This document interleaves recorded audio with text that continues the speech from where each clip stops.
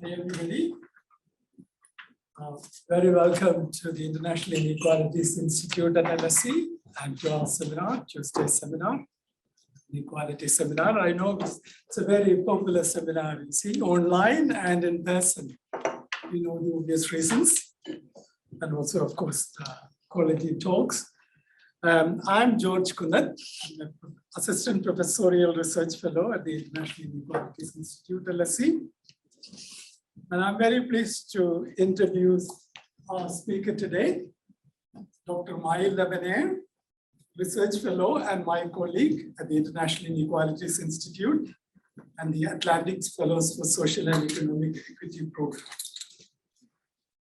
Maël is a Caribbean and Latin American historian specialized in a social historical approach to social change.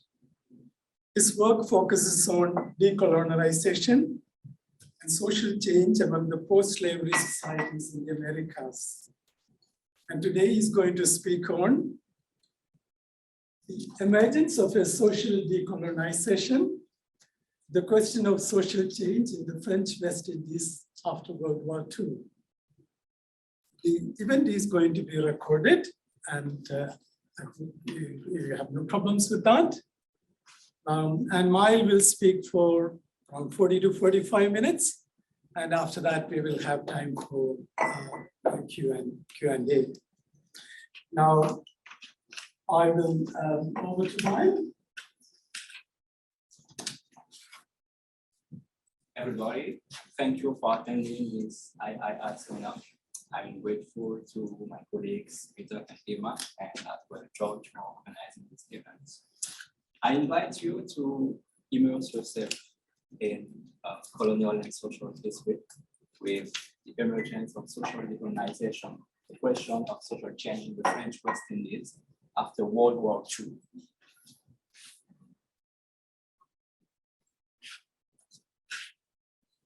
But it will be hard to talk about French Antilles if we have no idea about where Guadeloupe and Martinique are situated.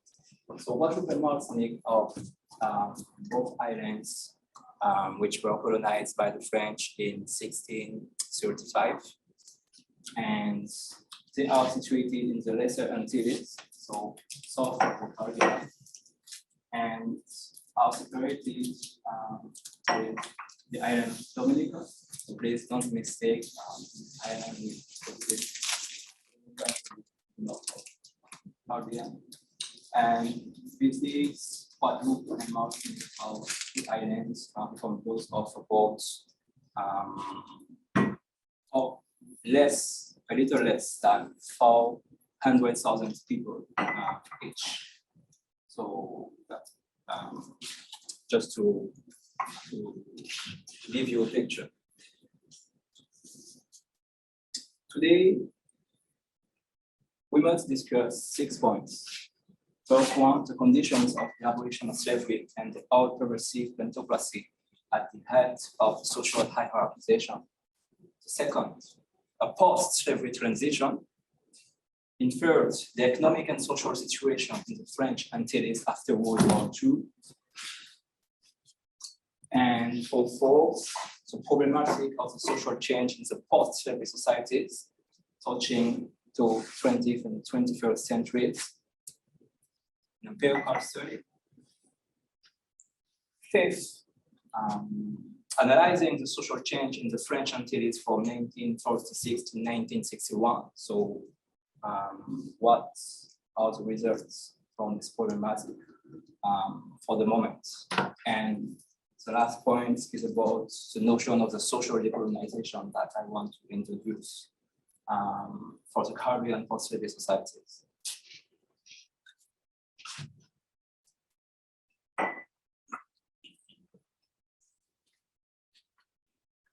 So at this first point, the conditions of the abolition of slavery and the all-pervasive plutocracy at the head of social hierarchization, we must notice that since the abolition of slavery in 1848 in the French colonies, the post-emancipation period is characterized by the implementation of social control policy It aimed to address pig planters' fears and expectations about former slaves' behaviors and the pervasiveness of the plantation system based on the overwhelming sugar economy. So the abolition of slavery in 1848 in the French Antilles is followed by the implementation of a social control process like the previous British Abolition Act in 1833. In 1848 in the French Antilles, we can observe that former slaves wanted to evade the sugar plantations. Some reports of the director, the police director, between 1850 and 1851 confirms this aspiration to grow their own farmed lands. It's about food crops, local vegetables. So we observe that the farmed land in sugar canes dropped brutally and was divided by two between 1848 and 1850, just to illustrate this idea to escape from the sugar plantations and the sugar work, I'd say. Therefore, particularly in Guadeloupe, the colonial administration wrote and designed a tax legislation to stop former slaves from acquire new land tenure, as well as the growth of any plantations but sugar plantations. Then these local measures were reinforced by broad-based colonial legislation with what we call the Colonial Commission. The Colonial Commission was institutionalized in November 1849 in France. And this Colonial Commission brought the frame for the emancipation in the French Antilles, defining the social control of the former slaves as a priority. What is that? It's about controlling move and circulate, controlling the farmed land, put a stop to the universal suffrage, which was just allowed and applied in 1848 with the abolition of slavery just 1 year before, and controlling politics by naming all the mayors and representatives and as well as the governors. In brief, all these recommendations will be applied with the decree of the 13th of February 1852. And the results of this implementation is just that former slaves were finally forced to come back to the sugar plantations with the legislation forced them to justify an employment, but in a real structure dominated by sugar plantations. This employment was for most of the population just coming back to plantations and working in sugar plantations. In the same process, we have a financial compensation and the making of a modern colonial banking system. So remember that we are in a context marked by the growth of the liberalism in Great Britain, in France as well, and the consolidation of the financial banking system. So the idea is associate the abolition and the emancipation, the problematic of the emancipation to this liberalism point of view. And we observe the 30 April 1949, the French Parliament voted the law for the compensation claimed by the slaveholders. it's about 126 million of francs, 6 million immediately, and 120 million progressively, comprising about 16 million for the creation of the local colonial banks in the colonies. Recently, a study from the National Center for Research for Scientific Research in France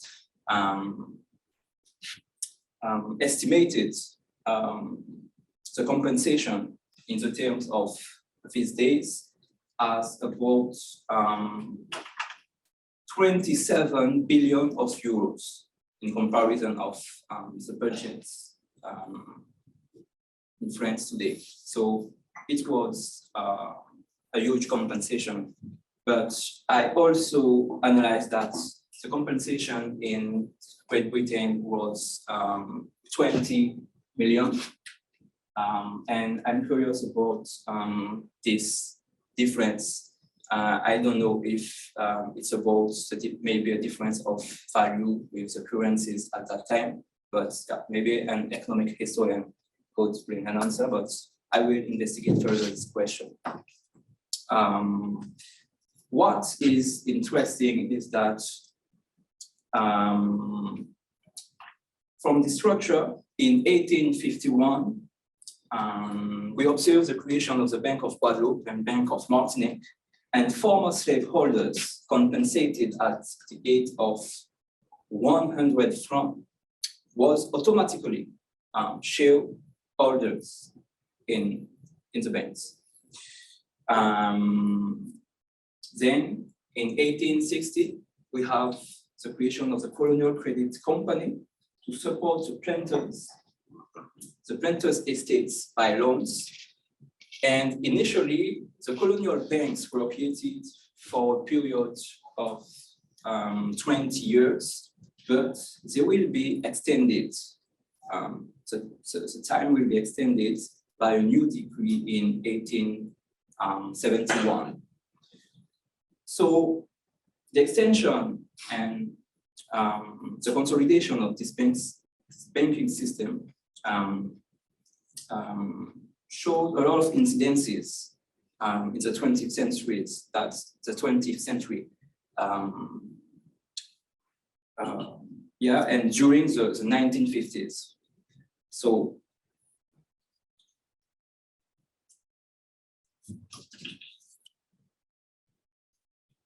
one of the incidences of the colonial banking system during the 1950s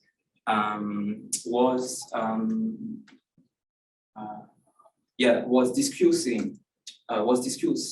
by a French technocrat and a high-ranking official of the General Planning Commission, a commission which was in charge of public policies of development and social progress for departments, so the overseas departments in France, as well as departments in the metropolitan territory. This commissioner discussed the question of the distribution channels in the overseas departments, and the problem of the cost of living because of import-export was controlled by the economic elites, and they just blocked any competition and any introduction of any new actors. So he just noticed how the banking system was one of the tools to maintain the economic elites at heads of the economic structure. Let's read the quote. So in addition of the way they control import exports in the country, he said that, furthermore, the role based on consolidating the acquired positions plays in a very significant way. Audacious, if he can lean on massive financial provisions, would be the shopkeeper who would seek to free himself from it. A rigorous economic rule would kindly bring him back to wisdom. The rule tends to be specifically respected by local banks, traders being widely represented in their boards of directors. In fact, manufacturers and planters control the banking system because they are still involved in the boards of directors, and it's one of the tools to control the direction of the economy. So now we can go to post-revolution. In terms of historical conceptualization, we can follow and adopt Professor Simpson's analysis and distinguish, on the one hand, the post-emancipation era or the post-abolition period from 1848 to around 1855. And on the other hand, the post-slavery transition, which is a longer process occurring from the abolitions of slavery until the middle, from the abolitions of slavery until the middle of the 20th century. This period corresponds to the longer structuration of the sugar production and the labor. However, this period was particularly determined by slavery legacies and the consolidation of the old social and colonial right order. So at the abolition, planters looked for the lowest labor costs, and they asked colonial administration to ensure a new manpower in the economic structure. So we can, they activated a great movement of migration of Indian workers under contracts with Great Britain. In 1852, France signed a contract with Great Britain for the recruitment of tens of thousands of workers from India. So we observe 26,000 Indian workers in Martinique between 1853 and 1883. Then 46,000 Indian workers in Guadeloupe between 1844 and 1854, and 1884. To a lesser extent, we can see that it's a general dynamic in the Caribbean at that time, because 6,000 Congos, so workers from Congo in Africa, were imported in Guadeloupe, and 10,000 in Martinique. And we also observe around 2,500 Chinese workers arriving in the both islands at the same time. For broad spectrum analysis, we can notice that it was a general dynamic, as I said, because the British imported about 400,000 Indian workers in their colonies at the same time, essentially in Guyana, Jamaica, and Trinidad. But how Indians were integrated into the old colonial hierarchy in the 19th century. According to the convention signed by the French, Indian workers were expected to be paid every month, receiving a full salary. In fact, many were victims of salary grabs, where they received extremely low wages to drop the labor costs, as I said, in respect of the claims formulated by the African descendant people. So therefore, the French Antilles, Indian workers' living conditions were actually a new form of bondage in reality. So I interrogated an Indian descended people in 2014 about the perception of the social inequalities.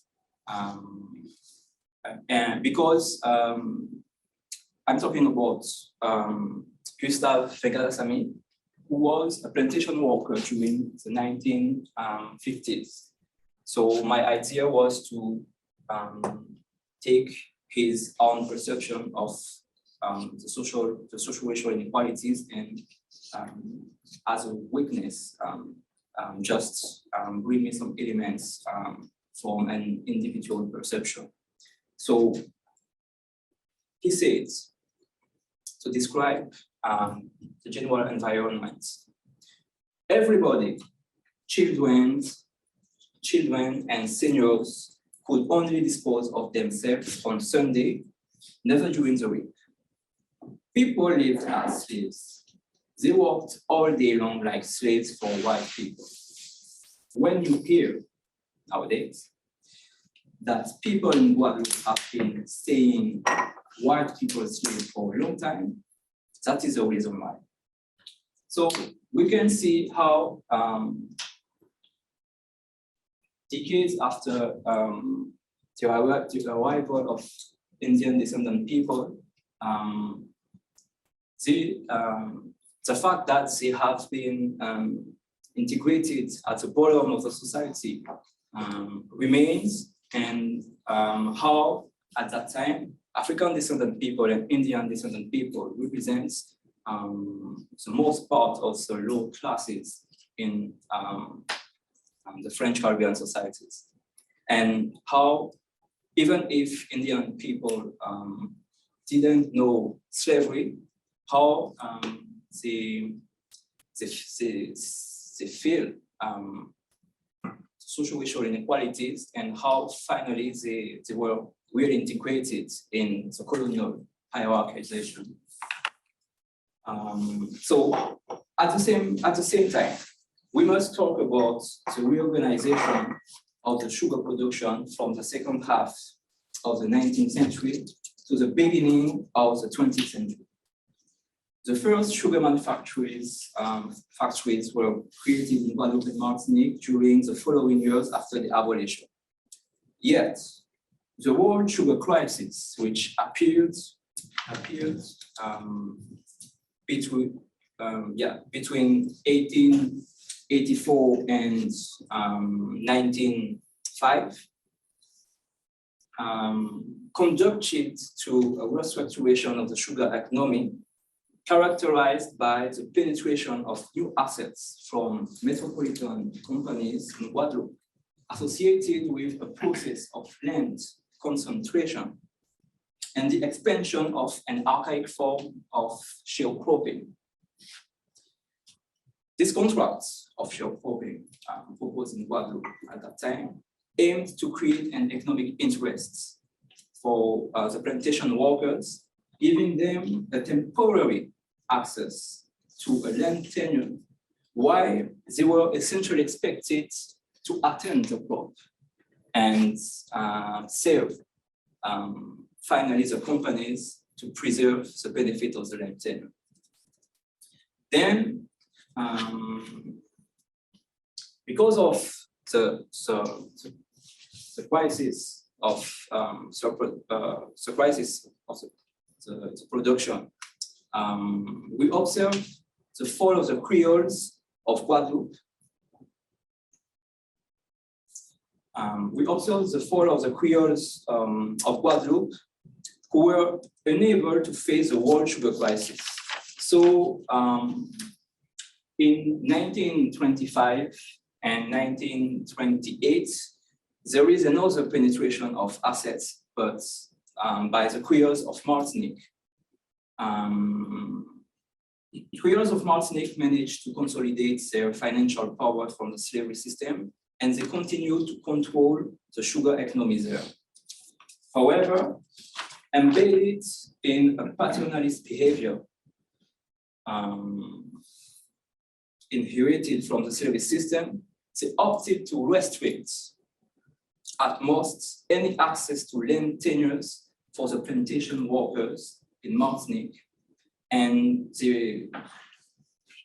so that plantation workers in Martinique remained massively hired as employees. So that's the main difference between Guadeloupe and Martinique at that time. In Guadeloupe, plantation workers can have, following their position, a contract of sharecropping with manufacturers. But in Martinique, they are massively employees, and they didn't know the same access to land tenure and the possibility to grow own crops, things like that. So we arrived now at the 20th century with the economic and social situation in the French Antilles after World War II. After the Second World War in 1946, when Guadeloupe and Martinique knew their main political change until nowadays, and during the following 1950s, the economic and social structures remain characterized by the predominance of the sugar production and the racial inequalities going hand in hand with the post-slavery transition. However, if we can observe the pervasiveness of the colonial economic elite at the head of the French Antilles, Guadeloupe and Martinique, as I said, actually represented two different entities which precisely do not present the same configuration. So we can see that with the following maps. We can observe the organization of the sugar economy in Guadeloupe. So in 1946, we have 16 factories. I represented in yellow and in blue two of the three metropolitan companies with their factories. So the property of the sucrerie colonial, Marquesa and Bonner, for example. We have the property of the Siaba, Société Industrielle Agricole Pointe-à-Pitre, with three factories, and one of the main, the most important factories in Guadeloupe until the end of the economic, plantation economy. And we can see also the penetration of assets by Creoles of Martinique, as I said, with factories of Caudel, Saint-Marc,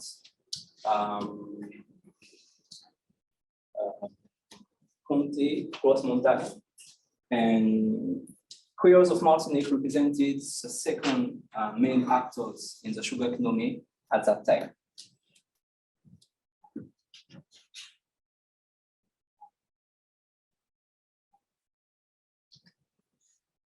So this graph just illustrates how French metropolitan companies dominated the land holdings and the sugar economic structure after they are followed by Becquet's company. So Becquet is the name of the Creoles from Martinique.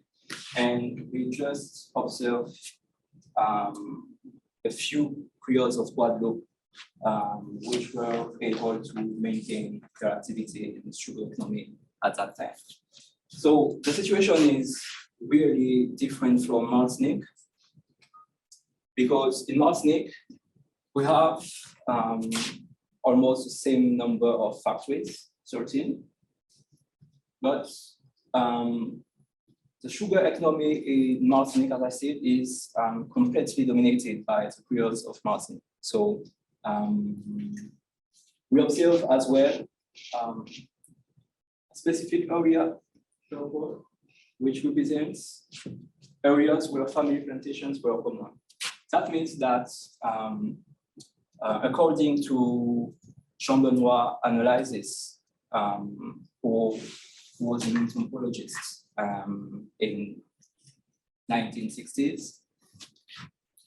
This area is characterized by a type of management determined by slavery legacies and a paternalist approach of management. So it just illustrated, it can illustrate this continuity with from the end of the 18th century and 20th century. And we can see with the following map. This map represents in red so the areas where Communist Party,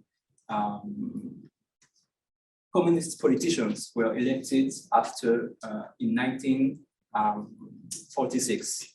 And my idea is that the vote for the communists shows at that moment it's a sort of contestation and a mean to contest the position and the pressure that sugar manufacturers could still benefit from their legacy. And this down last point with the dark points represented one of the most area of contestation in Martinique. And we will continue to observe that particularly this contestation localized in the north of Martinique during all the process of the social change and the social movements that we will see in the 1950s.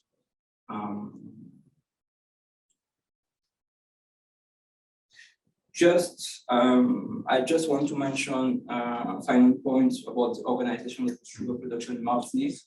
The sugar economy is supported by a system of family alliances between planters and manufacturers who can share stocks between their different enterprises.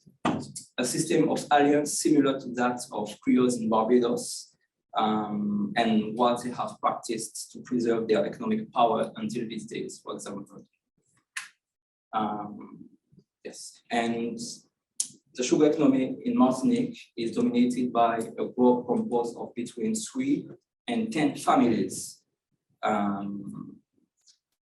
who really control all the economy. So in this configuration,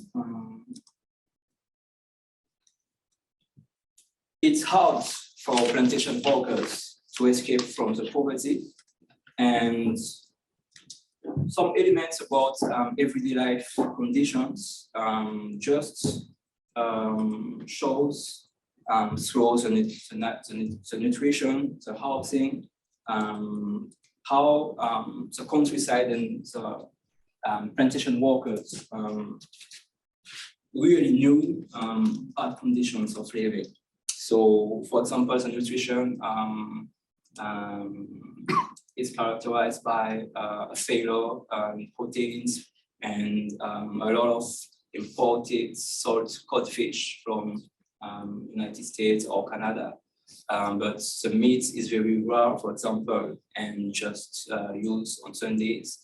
And the nutrition is essentially based on yams, cassava, and it's one of the points for observing inequalities. So housing is essentially built with straw, and it's a continuity from the 19th century to the 20th century. And we also can take the perception of the inequalities at that time with another witness. I interrogated André Lavenaire about the perception of inequalities. André Lavenaire is my grandfather. I lost him in July. And he gave me his perception of inequalities. And what he said is that in the plantation, the owner had a store. On Saturdays, employees were used to get their game next to the stove before they settled their debts, just in this stove. So we had the feeling that the money you earned in the week just went back to the beginning because he sold everything, even clothes. There was no other place to buy supplies. And the store of the plantation is, in my opinion, one of the specific tools in consolidating an economic dependency regarding the plantation workers at that time. So we have a high level of dependency in Martinique, which affects the plantation workers and represents an overwhelming obstacle to involve them in strikes and social mobilizations at that time. So I want to just let you understand the structural obstacles that trade unions and political leaders will face when they wanted to accelerate the social change and fight for social evolution. So we can approach now the problematic of the social change in the post-service societies. My research interests aiming at developing the question of social change in the post-service societies of Americas. This originates from the analysis of the economic and social transformation in the French Antilles after the political change in 1946, in a context marked by the post-World War II period and the emergence of the decolonisation. One of the points is the liberation in the islands and the new state of mind, or what one names the psychological revival at the end of the Second World War. The idea is that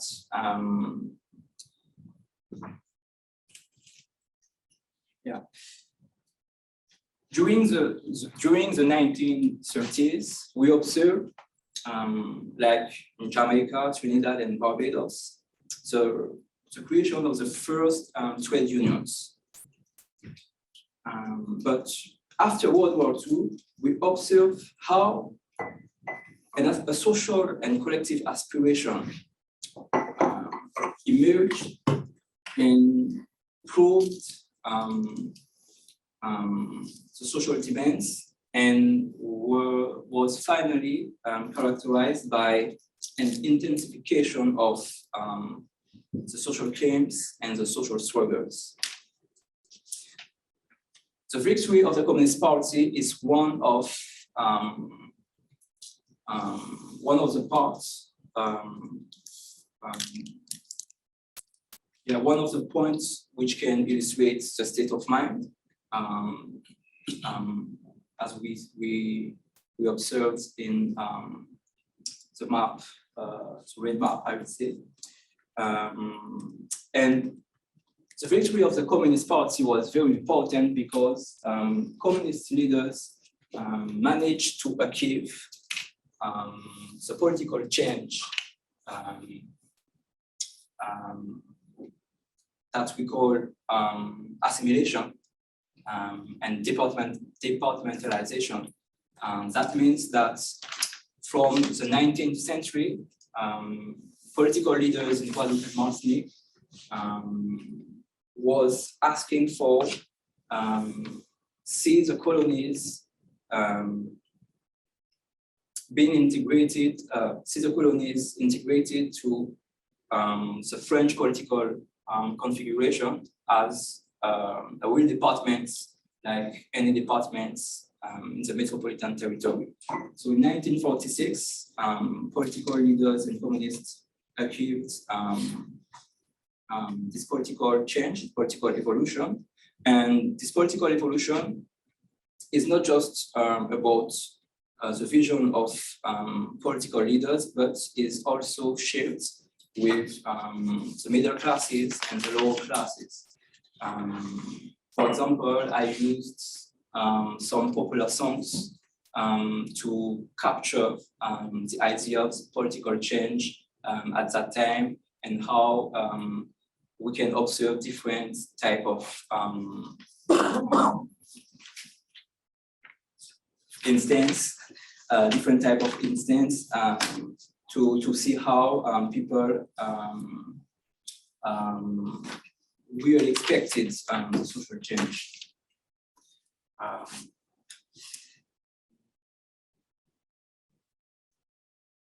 So let's actually to analyze the problematic of the social change. I developed a socio-historical approach to the social change to address the question of persistence of the colonial hierarchization with high levels of inequalities, pointed out by the middle classes and the masses in 2009, because it was the greatest social mobilization towards the history of the French Antilles. And one of the claims was about the pervasiveness of the social hierarchization. And my problematic was, if in 1946 we have a social demand and expectation for a social change, and at the beginning of the 21st century, we observe a main social contestation about finally what was the change, what happened, and how can we approach the social transformation in the French Antilles during the second half of the 20th century. So to examine this question, my attention, the state of equilibrium argued by Talcott Parsons as a theoretical reference point caught my attention in his general theory of social equilibrium. So what is a social equilibrium? It's a theoretical state of balance in a social system referring both to an internal balance between interrelated social phenomena and to the external relationships the system maintains with its environment. It is a tendency of the social system, when disturbed, to return to its original state, because any small change in a social element is followed by changes in other related elements that work toward diminishing the first disturbance. But Talcott Parsons' theory was criticized about its empirical aspects. So I took the direction of the concept of social change presented by Henri Mendras and Michel Force, who talked about the social change as a result of some aggregation effects. So the question of a sort of interactionism and how we have to identify some actors of change and some conditions of change. So I analyzed the social change in the French Antilles from 1946 to 1961, defining an interaction between the different actors, so the political leaders, the Communist Party, the trade unions, in the one hand. In the other hand, French technocrats and high-ranking officials involved in the planning, the General Planning Commission, in charge of development and social progress, and also governments as the main actors. And the main conditions was the political change, because the departmentalization allows access to application of social rights, social welfare, and increasing social struggles. And as well, we have the demographic growth characterized by the emergence of young people as a main part of the population. Quickly, the social change in the French Antilles can be approached through 3 times. The first times between 1946 and 1950 represents a time when French politics wanted to apply a vision of progress and departmentalization,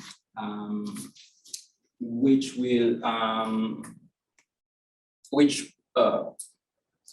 was very far from the social expectations and this aspiration to a social change in the population. And that conducts to the struggles, the most significant struggles during the 1950s with a social political mobilization involving characterized by the alliance with between the public sector and the private sector, and this social movement was finally the main factor to disturb the system and to make pressure on the governments and activate the end of the interaction, because this social movement forced the government to apply to go deeper with the application of social laws and social rights. And these social rights brought new salaries, new wages for the plantation workers, but the sugar economy was structured on a low level of wages. So since 1960, the manufacturers, the colonial elite decided to recover from the social political movement, and they took the direction of new economic activities, and this interaction launched finally the reorganization of the economic structures. But this reorganization did not allow a real modification in the social hierarchization. So you the place just to point, this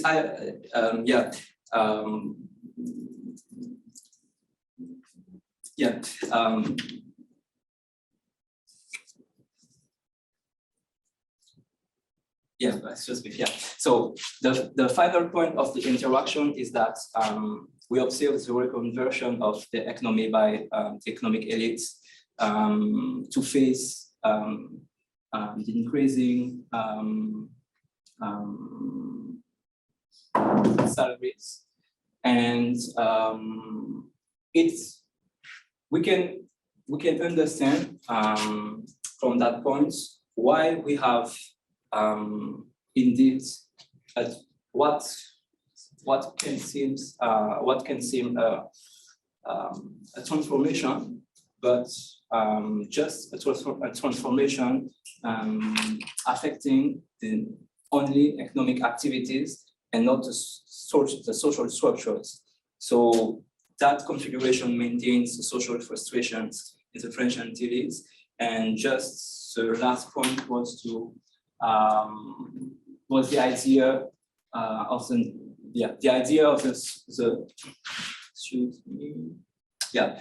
the notion of the social decolonization in the Caribbean post-slavery society, just to end, is this idea.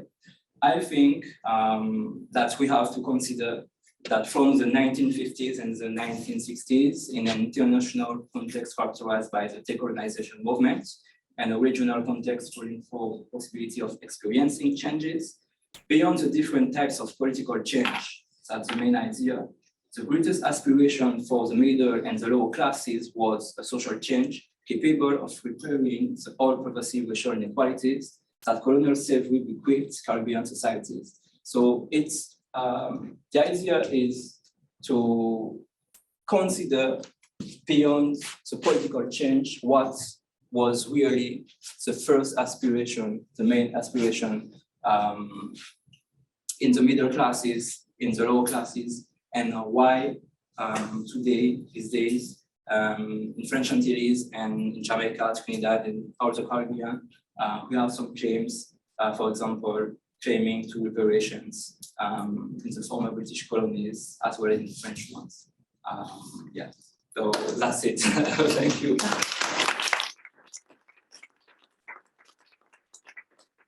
Thank you very much, Maël, for this detailed discussion. And we have around 10 minutes now, and we could have questions from in-person questions from the classroom, and then we'll also take questions from online audience. So maybe we start from here in person. And my request is to make the questions short, and Maël, my request to you also is to make the answers short so that we have more time. Yes, please. Hi, my name is Audrey Alejandro. I'm from the Department of Methodology. Thank you, Maël, for this very detailed presentation. My question is about agriculture as the oppressive industry here. And at the margin, you talk about what agriculture does, but a lot of time, you don't go into the detail of the specificity of agriculture and you talk about it like another type of industry. But for example, I thought the quote from your grandfather was really like going where I want to ask you. On the one hand, agriculture is a market, and as long as there is demand for the like human-intensive crops, this market is being reproduced. But on the other hand, agriculture is a socio-technical system through which the oppressed learn the means of self-reliance from which they can emancipate themselves from this very system. And for example, the history of Dominica is really influenced by the fact there are a lot of Maroons coming from the French islands, etc. They can do that because of the specificity of the there is no winter, there is fresh water, but also because the very system that oppressed them is teaching them the skill to survive outside the plantation system. And I was finding that very interesting that you said that even in the post-slavery, is the fact that there was only one day and they didn't have subsistence plot of land. And this was what maintained the inequality structure, because in other islands, even during the slavery system, they had 2 days and 1 day to crop their own product. So can you tell us a bit more, now you see where I'm going, about was that, in what you find, was that a conscious strategy of social control? Was it different between Guadeloupe and Martinique? Because for me, this is where the reproduction is, not only in the macro, but in the very fact that there is a social control about the way you can use agriculture. Well, before you answer, maybe we could take one more question from here, and then you could answer both together. Yes, please, Adair. Yeah, Maël, thank you. I had a question about what you were saying at the beginning about the pervasiveness of the plantocracy, during slavery time, and thinking about nowadays in other places in the French Caribbean, like Haiti, you see it pervasive in more like a pigmentocracy with anti-Blackness and deportation and things like that in Haiti. How do you see that pervading now in Martinique? So for the first question, I think, one of the crucial points in the question of preservation is, as you said, the question of access to the land tenure, and as you said, how you will allow to use the space. When I said that in 1848, former slaves wanted to evade from the sugar plantation in Guadeloupe, they looked for acquire land tenures by themselves. And the strategy of the policy of social control was to stop them from acquire land tenure by themselves, and being able to cultivate other sorts of productions. But when I talked about the sharecropping contracts developed by the manufacturers at the end of the 19th century, this sharecropping contract allowed plantation workers to cultivate 80% in sugarcane and 20% in what they want, vegetable crops or other things. But the way manufacturers distributed the lands, I agree with you, framed finally the idea of how we can use the land tenure. And it's just since the 1980s, for example, the survey that I interrogated said that they started to cultivate other type of productions and really emancipate from the sugar production. So the way in Martinique as well, paternalism controls the distribution of the lands and how people will perceive the relationship with the land, I think directed a lot of social behavior. But in Martinique, we have also a group of small planters who tried, since the abolition of slavery, they tried to develop their own markets based on food crops and separate themselves from the sugar economy and the sugar pressure. So this idea was observed since the abolition of slavery, but we saw how the economic and banking system and the legislation, the colonial administration applied different words and laws just to stop them from an economic emancipation, let's say. For the second question, you asked me about the question of the pervasiveness of inequalities, how it's perceived in Haiti, for example, and what I can say about Guadeloupe and Martinique. I talked about the mobilization of the 2009, which was really integrated social mobilization throughout this their history. And today, a lot of people criticize the states and also the results of the political change because of the political change brought improvements about social conditions, for example, but a lot of people in the middle classes and the low classes still feel some deprivations and social frustrations. And I think it's about the idea that they observe a lot of inequalities still in these societies, and a lot of people criticize the system for maintaining white Creole at the head with supermarkets, for example.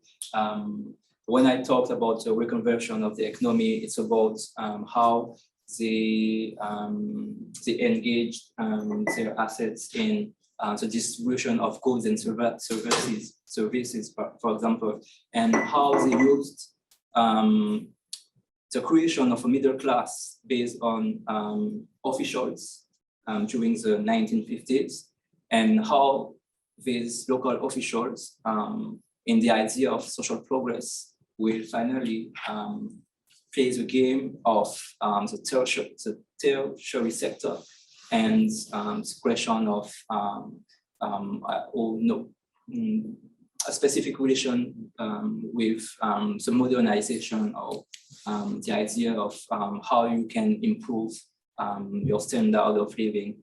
And the economic elite of Creoles use this social aspiration to really develop the supermarkets and the tertiary sector. And that's what I see in my talked about social conversion and how they use the interaction between the socio-political movements and the way they decided to develop the economic activities. Actually, we are coming very close to an end in terms of, but do we have any questions from the online audience? No. None. Maybe we could take just maybe one more question and then wind up.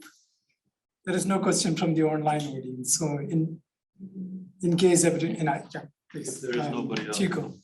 Okay.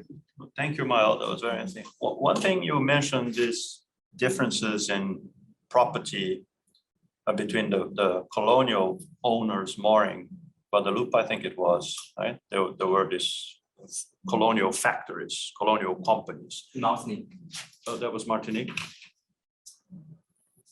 Is it? No, Guadeloupe. Okay, yeah, sorry. The Marquisat and Marquisat, yeah. So these are basically French companies. Yeah.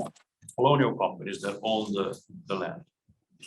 Yeah, Marquisat is one of the factories belonging to the Sucre company, which is one of the enterprises of big corporations attached to French corporations. I don't remember the name, but it seems to me maybe not for this one, but for the Siapa, for example.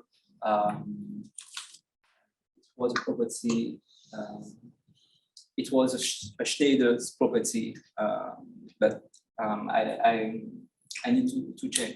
But, yeah. So my question was, seems that these big companies were more in Guadeloupe than in Martinique. Yeah. In Martinique, the structure was different. And I wanted to ask you a little bit about both causes and consequences of that.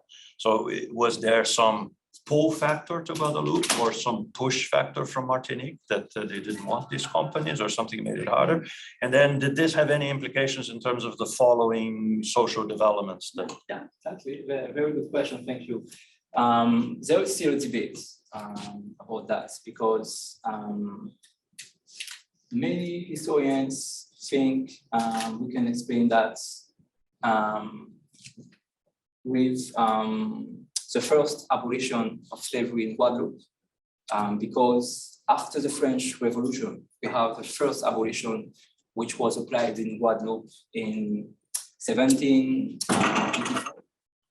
And it was not applied in Martinique because planters in Martinique managed to, they asked for the British to control territory, to evade the application of the abolition. And it seems that this moment disturbed the economic structure in Guadeloupe. A lot of planters in Guadeloupe took the direction of North America, Norfolk, and also Santo Domingo. But we also know that when Napoleon reestablished slavery in Guadeloupe, there was a policy invited the planters to come back to Guadeloupe. Some came back in Guadeloupe, but when you are forced to live away abroad, you are engaged in a lot of that's expensive because your wealth is in Guadeloupe, and you must contract some alliances with planters in Louisiana, in Santo Domingo, but that's expensive. So we think that this period disturbed the structure and I'd say the financial base in Guadeloupe, and maybe at the time of the world sugar crisis, they were not more able to face a real restructuration.